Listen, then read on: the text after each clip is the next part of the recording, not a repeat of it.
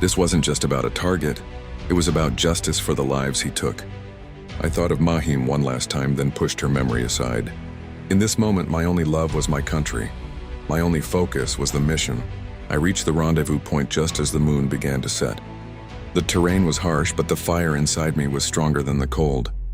I met the intelligence officer at the final checkpoint before the no man's land. He gave me a final nod of approval. "May God guide your aim," he whispered.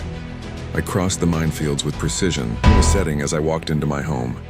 I was taken aback to see Kulsum Bua there. She had a full family of her own.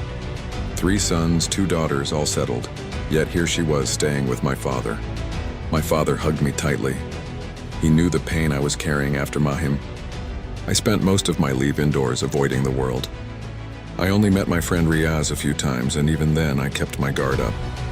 People talk, rumors spread, you can't hide a broken home forever. My father brought up the idea of a second marriage, but I shut it down instantly. My heart had turned cold. The world no longer held any charm for me. Every night as I lay in bed, Mahim's betrayal played on a loop in my mind. I gave her my loyalty, my love, and every comfort she ever asked for. I never suspected she was cheating on me, betraying the sanctity of our home. If I hadn't caught her red-handed, I wouldn't have believed a soul. Mahim's actions confirmed what Captain Jennifer hinted at back in America. I realized then that trust is a fragile thing, easily shattered by deceit. The house that used to feel like a sanctuary now felt like a prison of memories. When my leave ended, I was almost relieved to go back to the front lines. I left at dawn carrying the prayers of my father and Bua with me. Back at the unit, the atmosphere was tense. A new mission was brewing. Terrorist snipers in Waziristan were causing significant casualties to our troops. The CO was looking for expert marksmen to neutralize the threat. I expected to be sent there, but fate had a different plan for me. I was summoned to the conference room for a top-secret briefing. On a 55-inch LED screen, the face of our target appeared, Ranjit Chopra. Chopra wasn't just a soldier. He was a mercenary, a shadow operative. He had orchestrated 2 major attacks in Pakistan and escaped both times. Now he was trying to enter politics, hiding behind a facade of power. The High Command's orders were clear. He cannot be allowed to survive. The mission was high stakes. I was to cross the border and eliminate him. Havildar Nasiruddin and I were the primary candidates for this operation.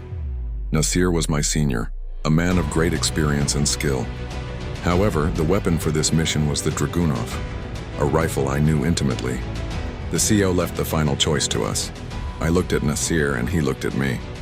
I argued that my familiarity with the gear made me the better choice. Nasir countered, citing his knowledge of the Hindi language and the terrain.